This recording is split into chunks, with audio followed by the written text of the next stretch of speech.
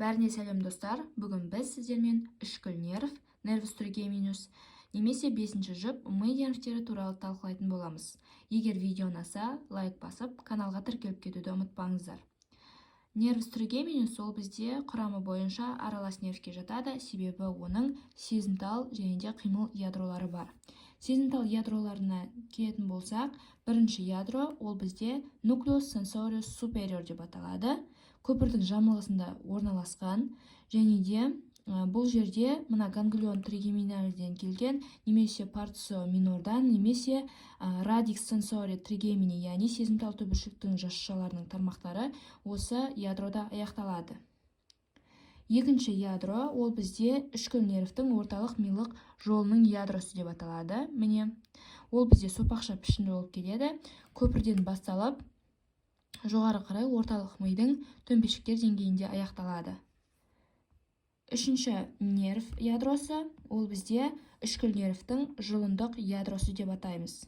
Немесе nucleus tractus spinalis. Оның да пішіні бізде ұзарған, яғни сопақша болып келеді.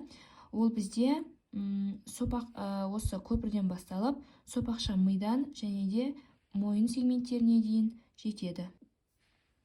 Қимыл ядросы nucleus motoris princeps.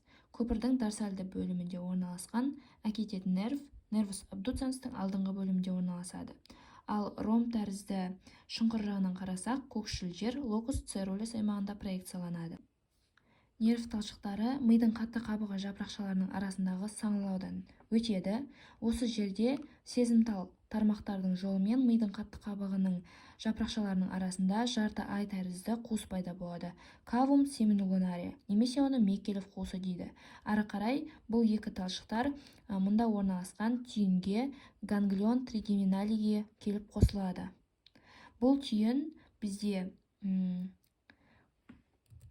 мына самай сүйегінің пирамидасының жоғарғы бөлімінде импрессио тригеминалиде орналасады. Яғни бұл жерде үшкіл нервтің батыңқысы орналасқан.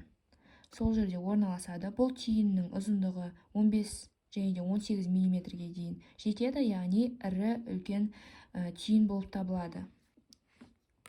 Орталыққа қарай баратын жасушалардың өсінділері үшкіл нервтің сезімтал түбіршігі радикс сенсорияны құрайды. Ал орталықтан периферияға баратын ол бізде радикс мотория nervus trigемини болып табылады. Ганглион тригеминалидің алдыңғы шығыңқы жиегінде үшкіл нерв үш негізгі тармаққа бөлінеді. Ол жоғары қарай бірінші тармақ көз нерві nervus ophthalmicus. Екіншісі nervus maxillaris жоғарғы жақ нерві. Және де төменгі жақ нерві nervus mandibularis деп бөлінеді.